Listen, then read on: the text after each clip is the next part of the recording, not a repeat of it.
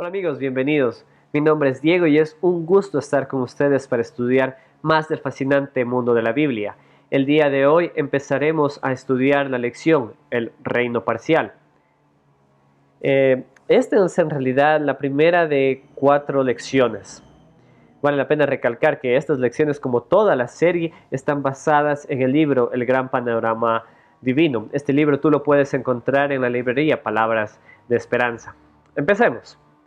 Si has tenido la oportunidad de ver las lecciones anteriores, seguramente te has dado cuenta que tan solo hemos hablado de la cuarta parte de Génesis. En esta lección empezaremos a ver la realización de las promesas que Dios le dio a Abraham. Hasta la semana pasada hemos visto que Dios desde la creación del mundo ha diseñado un plan de rescate para enmendar las consecuencias de la caída de Adán y Eva, es decir, restaurar la relación entre Dios y el hombre. La semana pasada vimos que Dios manifestó su amor, su gracia a través de los pactos, y especialmente hablamos de un pacto, el pacto que Dios hizo con Abraham en Génesis 12. En este pacto vemos que nuevamente el patrón del reino de Dios está presente. Dios le prometió a Abraham de hacer de él una nación grande, también le prometió de darle un lugar, darle una tierra, y finalmente le prometió de bendecir a todas las familias de la tierra a través de su descendencia. El día de hoy empezaremos a ver estas bendiciones, cómo estas bendiciones se cumplen, y especialmente nos enfocaremos en la bendición de la descendencia de Dios. Entonces Dios le promete a Abraham que hacer de él una nación grande, y sin duda al final de Génesis nosotros ya vemos el cumplimiento de esta promesa, pero eso no significa que el cumplimiento fue algo fácil. Al contrario, el cumplimiento de la promesa del pueblo de Dios estuvo en peligro en varias ocasiones, y con ello estuvo en peligro las promesas del Evangelio. El primero de los problemas es esencial. Abraham está casado con Sara, quien es estéril, y por lo tanto no pueden tener hijos. En vista de esto, Abraham pensó ayudar a Dios, así que tomó con el consentimiento de Sara la esclava Agar y tuvo un hijo con ella, Ismael. Sin embargo, Dios le deja claro a Abraham que la promesa no vendría a través de Ismael, sino a través del hijo que concebiría Sara, es decir, su esposa. Así que ambos, Abraham y Sara, debieron aprender a confiar en Dios y confiar en el tiempo de Dios, es decir, esperar hasta que ambos sean ancianos para poder recibir el cumplimiento de la promesa. Con esto Dios les deja claro desde muy temprano que en realidad se necesita un milagro para poder cumplir sus promesas. Se necesita un milagro para poder cumplir el Evangelio más adelante. Cuando ya vemos que Dios le ha dado el hijo a Abraham, Isaac, vemos que nuevamente el Evangelio está puesto en una situación de peligro, porque Dios le pide a Abraham que sacrifique a Isaac.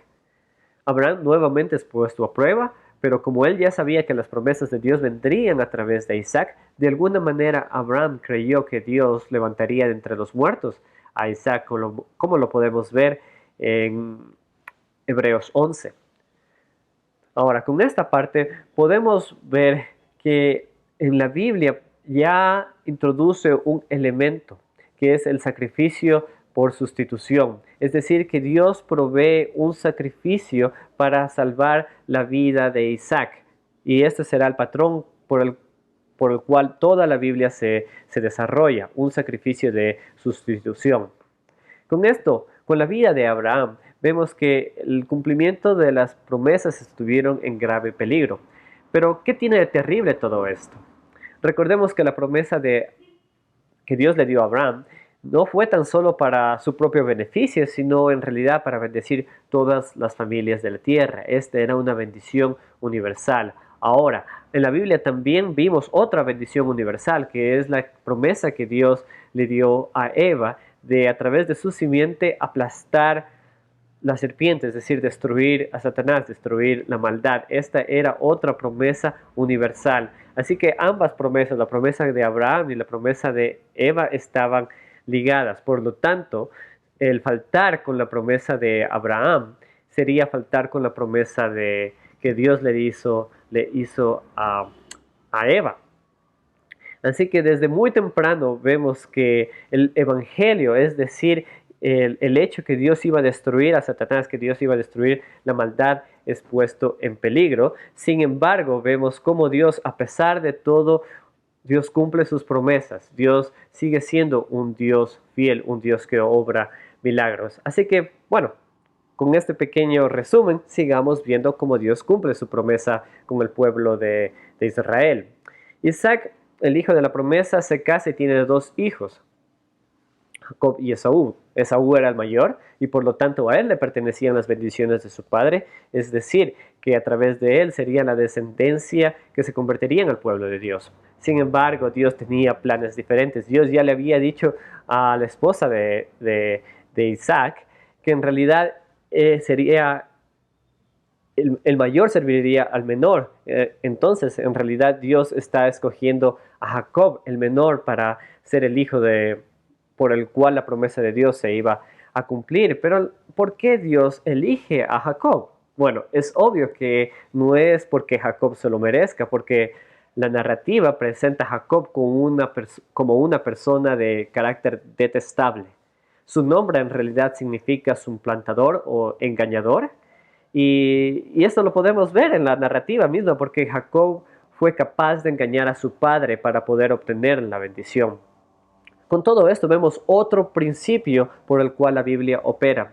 Dios no elige a personas por sus méritos, sino que lo hace por gracia. Y esto se aplica a nosotros también. El hecho de que nosotros seamos cristianos no significa que seamos mejores a las personas que no lo son, sino que simplemente somos cristianos por la gracia de Dios, porque Dios nos ha escogido por su soberana elección, por su gracia, no porque nosotros nos lo merezcamos.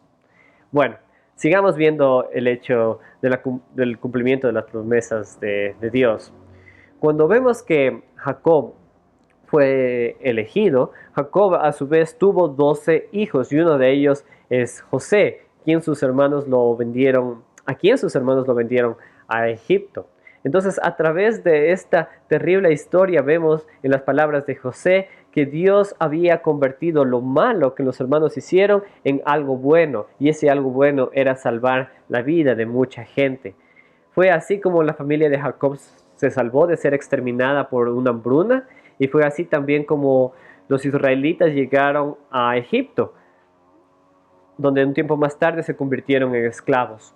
Nuevamente los descendientes de Abraham, o la descendencia de Abraham, estaba en peligro de ser exterminados en Egipto, pero Dios los salva otra vez por medio de un intermediario que es Moisés. Fue a través de este intermediario que Dios los rescata de la esclavitud, puesto que Dios le ordenó a Moisés que hable con el faraón y que le diga al faraón que lo deje salir a su pueblo, pero no fue hasta la última plaga que el faraón finalmente decidió dejar libres a los israelitas. En una horrenda noche Dios pasa su juicio sobre Israel y todos los primogénitos mueren excepto los judíos. Los primogénitos israelitas también merecían morir por ser pecadores, pero Dios provee una manera para que puedan escapar del juicio.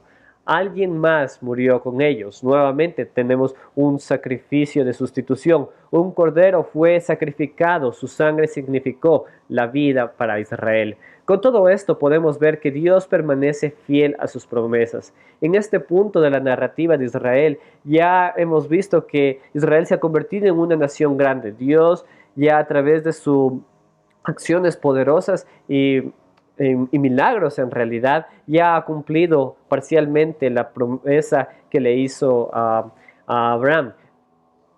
Y estas promesas en realidad son sombras del Evangelio, porque Dios le dio un linaje a Abraham a través de un milagro realmente. Dios los libró de la esclavitud a través de un mediador y a través de sacrificios de sustitución salvó la vida de los israelitas en varias ocasiones. Como dije, estas son sombras del Evangelio. Dios se revela y salva a personas a través de Jesús. Jesús es el Cordero de Dios que quita el pecado del mundo. Jesús murió como sustituto por nuestros pecados y su sangre nos dio vida, su sangre nos libera de la esclavitud del pecado. Como podemos ver, este maravilloso plan de redención que Dios prometió ya ha sido puesto en marcha y este plan realmente son las sombras del Evangelio. Pero hasta aquí llegamos por hoy. Mi nombre es Diego y te invito a que nos acompañes en nuestras próximas lecciones para estudiar más del fascinante mundo de la Biblia. Saludos.